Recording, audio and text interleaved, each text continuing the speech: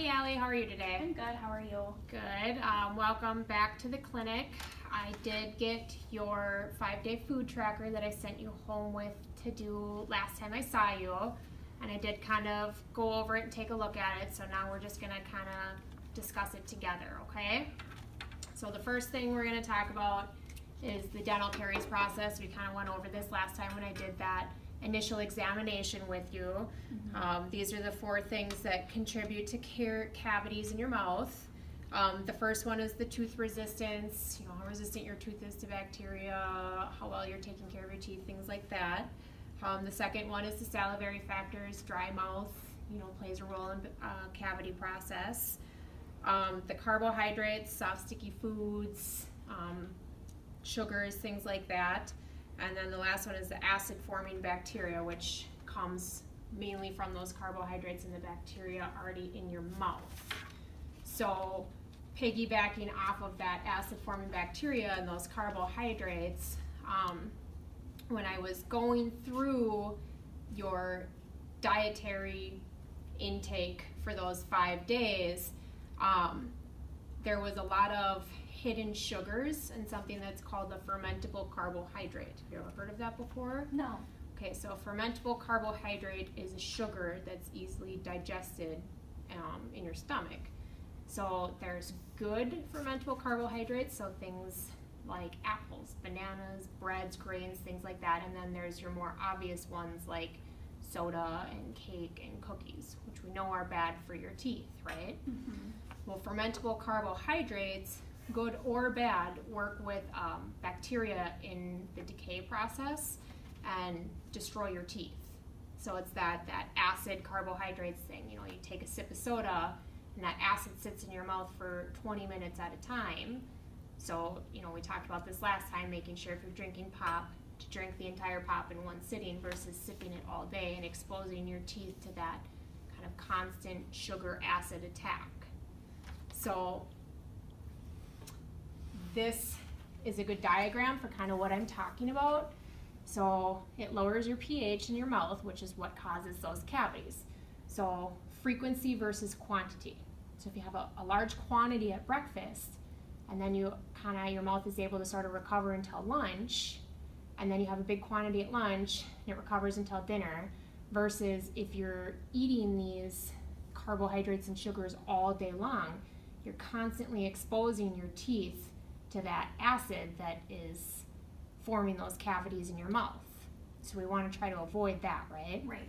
So there's hidden sugars in a lot of things. So I was kind of going through here. So for instance, on the 13th you had tacos and you used whole wheat tortillas, and you drank water with it, and fruits and vegetables, those kind of things. Well, a hidden sugar in that, I looked up, sour cream and taco seasoning both have hidden sugars in it. So you expose your mouth to that acid attack during that meal just from those. Other things I was looking at that have those hidden sugars is like the breads that you ate for like your roast beef sandwich on the 16th, or even something as simple as that meal replacement bar from Aldi's. So you think meal replacement bar, it's got to be good for you. And while it is good for you, there are still those sugars and fermentable carbohydrates in it. So, when you're snacking and eating things throughout the day, you want to try to avoid things if you can. Look on the nutrition labels of your foods and avoid things that have the ose ending. So like fructose, while that's naturally occurring in fruits and vegetables, it's still one of those fermentable carbohydrates. Lactose, high fructose corn syrup, things like that are those acid-forming bacteria that are going to attack your teeth. So if we're going to snack, if you continue to try to have snacks during the day, try to find things that don't have those in it, right? Does that make sense? Yes. And then I just went over your recommended daily allowances, and I pulled an average report for it. So this is an average over the 5 days of your food tracker. So you're recommended to get 1,600 calories a day, and your average eaten is about 808. So you're getting about halfway there. So we want to try to maybe increase that a little bit. And then the sugars is the other one that I was the most interested in.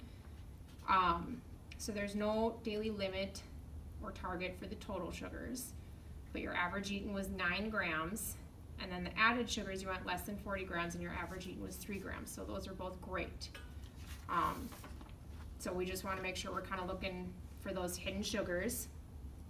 And then, so in that initial assessment we did the last time I saw you, we talked about periodontitis and kind of that disease state, and that you were at the earliest stage called gingivitis.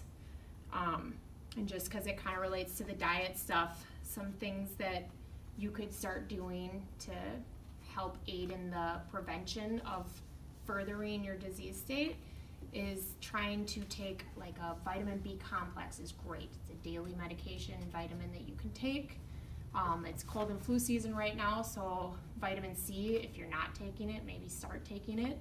Those both contribute to healing and tissue repair, and that gingivitis is all tissue right now.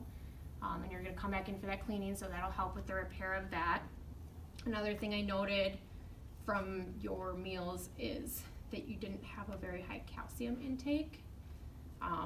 And low calcium intake can be like a risk factor for periodontal disease. So I don't want to send you home to take 10 different vitamins a day, but maybe even just like a B complex, get some vitamin C in your diet if you're not already taking it, and maybe a multivite to try to help even out all the other things that you need. Okay. Does that sound good? That does sound good. Are those goals you think can be achieved? Yes. Okay, if you were going to tell a friend today what you learned, tell me one thing you learned. To reduce the exposure to the sugars in my mouth by either just avoiding foods with OSE, like fructose, kind of look at my labels and kind of be aware of what I'm eating, and then just kind of drinking water throughout the day and just kind of minimizing my exposure levels. Perfect. Thanks for coming in today. Thanks. See you next time.